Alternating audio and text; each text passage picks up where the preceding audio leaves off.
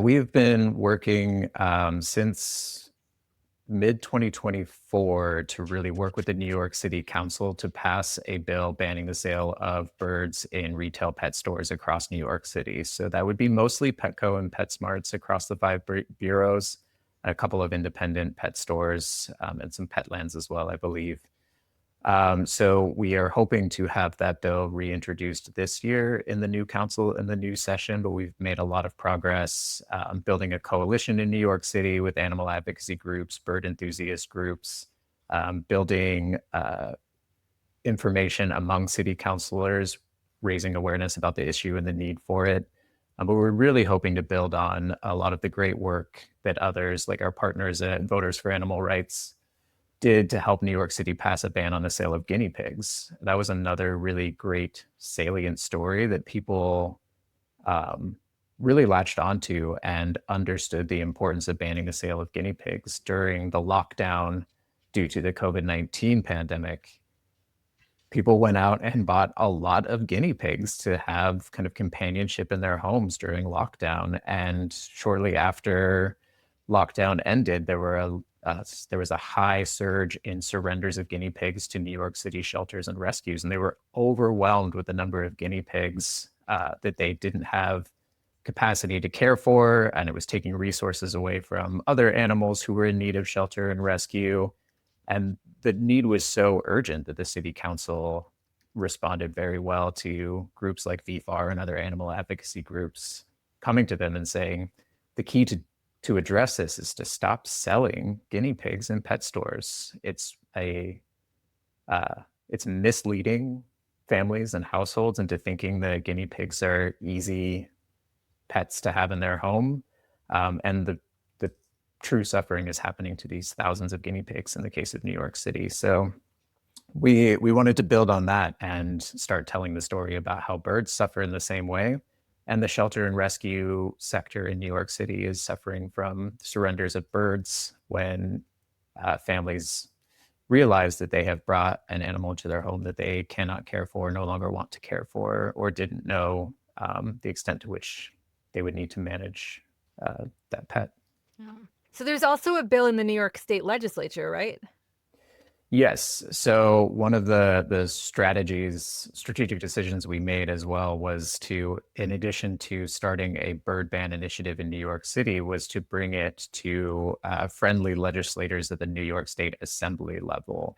Not only would it help build momentum in New York City Council for this issue, but that is ultimately our goal. And a lot of how great animal welfare laws have happened in the US is start at the city level and expand to the state level, and then eventually work towards federal legislation and get national protection for animals.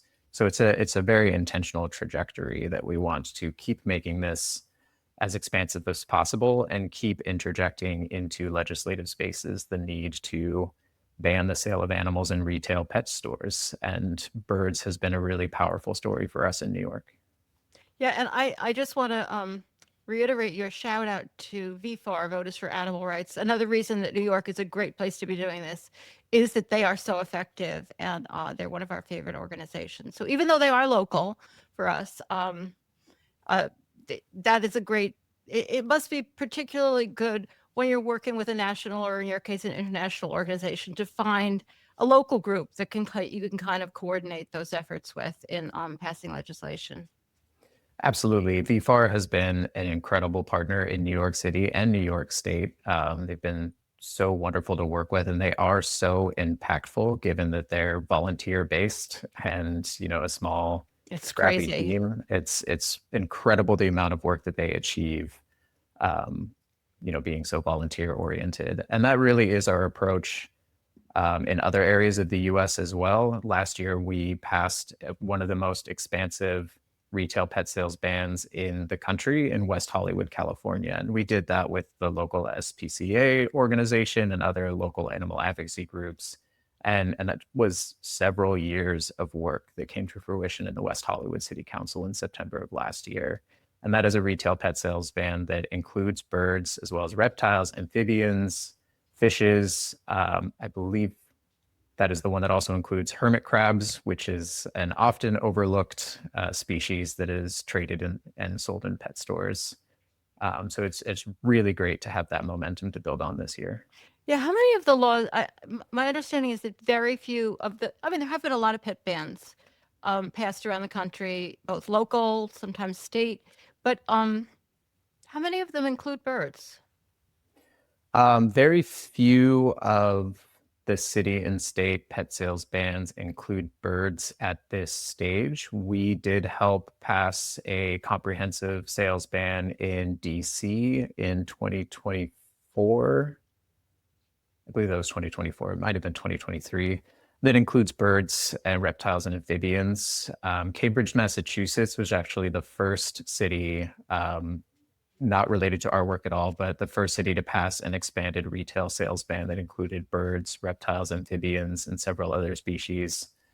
And a couple other cities in Massachusetts, with our resources and help, have passed similar bans. Easton, Pennsylvania has now passed a ban that includes birds, reptiles, amphibians, and other species. So it's a growing movement, and it really relies on the work done to have these policies and ordinances passed for dogs, cats, and rabbits, and really extending it to other species.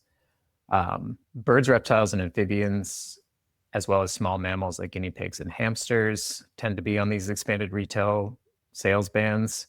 We've only had a few where we've been successful in including fishes. And fishes, we're talking about trillions of animals, particularly betta fish, who are sold in pet stores in little tiny tub containers that are barely bigger than themselves, stacked, 6+ fishes high, and it's a huge issue that we're trying to speak to more this year and in the upcoming years. I think that completes my questions on the bird bans, but I really did wanna save some time to talk a little bit more about, the organization. Well, you told us a bit about the organization, but, unless there's anything else you wanna talk about the bird bans, I'd just like to talk a little bit about, I know you focus a lot on captive wildlife, as you mentioned, that's one of your, signature issues. Do you wanna mention any of your other active campaigns, particularly at World Animal Protection US? Yeah, before I shift to other campaigns, I'll just do a quick shout out for our retail pet sales ban toolkit, which you can find on our website, worldanimalprotection.us. There really is a toolkit of fact sheets and resources of how to pass a retail pet sales ban in your city. And we are definitely available to help as well. So we're looking for advocates to take on this toolkit. And that's actually one of the cities in Pennsylvania who passed an ordinance banning retail sales of several species, was a supporter of ours who took our toolkit and ran with it and did really amazing work. So we're hoping that that gets widespread utilization as well.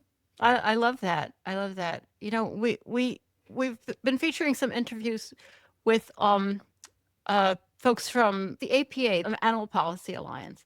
And they also work with local groups to get legislation passed, but specifically on the farm animal front. So I love that Okay. you're also doing this same kind of work, like working with the local groups, really the leadership coming from the local groups, with the national groups kind of providing resources and information and coordination on other types of issues. So I love any of that kind of work. I'm really glad to hear that you're doing that.